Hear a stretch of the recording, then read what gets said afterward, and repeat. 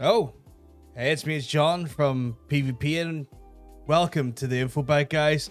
First and foremost, I want to apologize for any lack of coverage over the E3 period.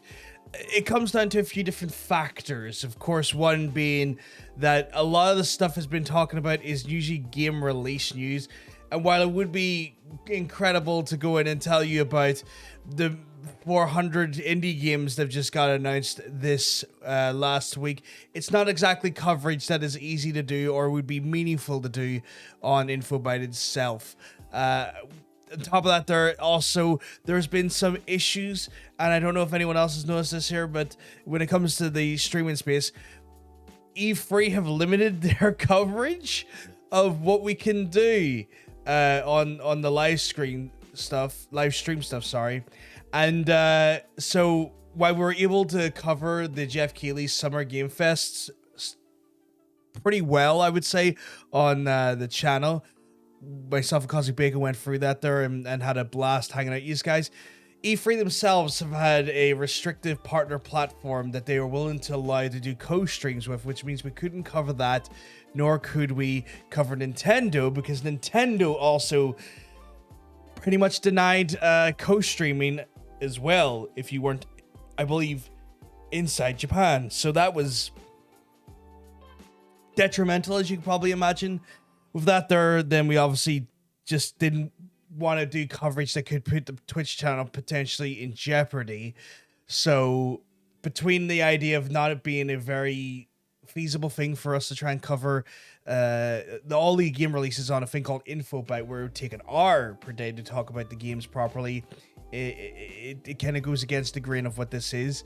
It also was very much coverage that was limited by the actual producers of the original content themselves.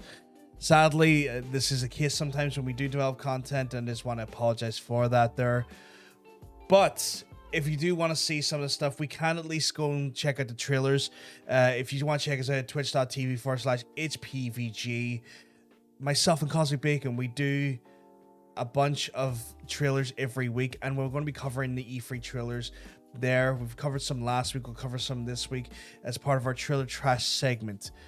Bit of a longer intro than normal, but let's get into it.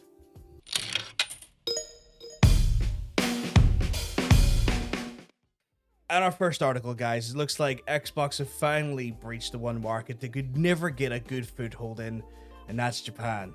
Xbox themselves are saying that they've finally managed to see phenomenal growth inside the market over the last 12 months, and it's one of its fastest growing developing markets as of yet. This has been attributed to a few different factors. The marketing spiel from Microsoft has came down and saying that it's about its Game Pass and the accessibility of its Game Pass, providing more games to the players that want them for a reasonably affordable price. And while I've been on record saying that that is definitely a massive win for Microsoft, and it's going to be the thing that makes their platform age like a fine wine, I know got a little bit of criticism about that their remark, but sure, it is starting to show that it is paying dividends, especially in the Japanese market. Top of that there, we also contribute other factors as well, such as the developers that worked on games the likes of The Evil Within, as well as Ghostwire Tokyo, also supporting the platform, as well as a heavy investment from the Yakuza studio and Sega, as a lot of their games have now entered the Xbox ecosystem over the last 6 months.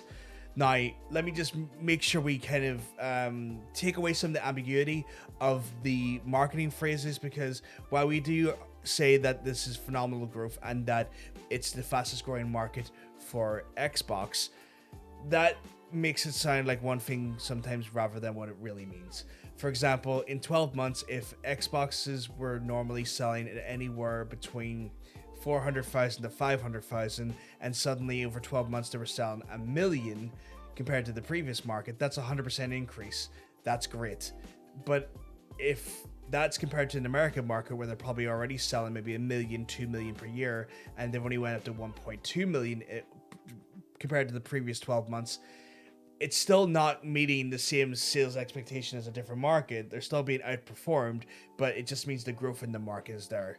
It's not to say that Xbox is going to be the dominant platform in Japan, because let's be real about this here.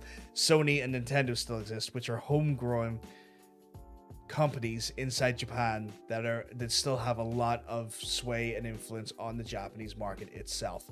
But it is good to see that we are seeing great strides being made by the company, in the sense that competition usually equals stuff in favor for the consumer, because then prices come down, and when prices come down, we as the consumer benefit from having to pay less for the products.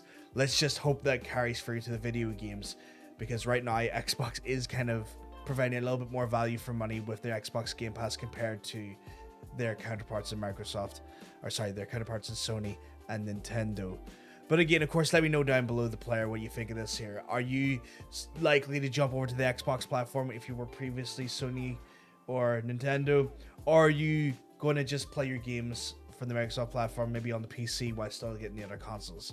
That's personally what I've been doing, but it'd be interesting to see what you guys are doing.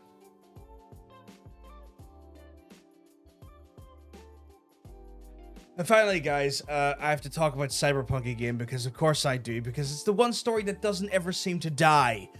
But however, it looks like Cyberpunk is coming back to the PlayStation platform and PSN. It has been confirmed that it's going to be coming to the PlayStation Store on June the 21st, which CD Projekt Red has confirmed on its website. And this is after it was taken down last December due to the slew of bugs and crashes and poor optimization of the game itself.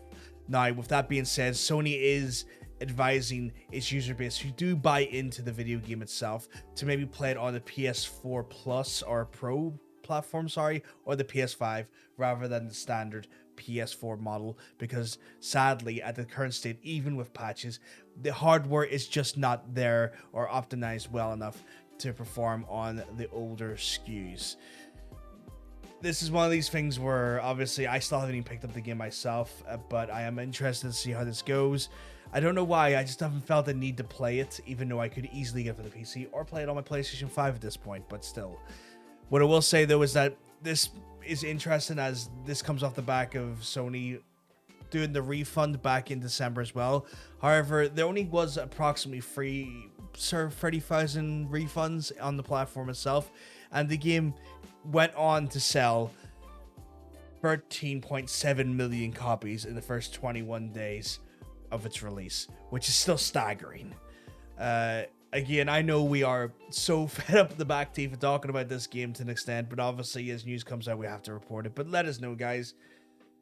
Are you going to even look into it? I've asked it before. I don't think people are, but it's always curious. Now with it starting to become hopefully better optimized, is a game you might want to try maybe late 2021, once you know it's got enough love and care from the developer? Or do you think the Cyberpunk ship has finally sailed and we need to just wait for the next Witcher game?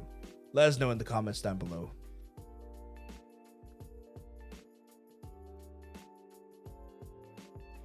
Well, that was the info bite for this week, guys. Obviously, I want to thank you for watching the video. Again, if you've enjoyed the video, I want you to hit the like button. Make sure you hit the subscribe button, that we don't miss out on these videos as they go up. Again, we're going to try and get back to the consistency of reporting the news as it comes.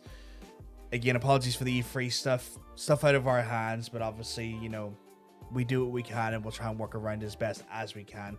But of course, you want to check us out. You can check out myself as well as Mr. Cosmic Bacon every Friday night at twitch.tv/HPVG for the Player vs. Player talk show, where we're going to bring some of that E3 stuff to your face, as well as great stuff like, you know, the skippable cutscene, as well as an indie showcase we're going to be doing quite soon as well. So we got lots of fun stuff coming up in that there. On top of that there, you can also check me out on the same channel on Mondays, Tuesdays, and Thursdays from 6 o'clock UK time, as well as 2 o'clock in the afternoon Sunday time in the afternoon for the solo streams. I've been trying to post more updates on what the actual format looks like on Twitter as well. So if you check out my Twitter at OdinPVG, you'll see a schedule broken down for what the week looks like, to give you an idea of what the games we're going to be playing that week are, as well as a breakdown of the starting times as well. But anyway, guys, again, I've got to love yous, gonna have to leave yous, but if we're lucky, we'll see yous on the next video. Have a good one. Peace.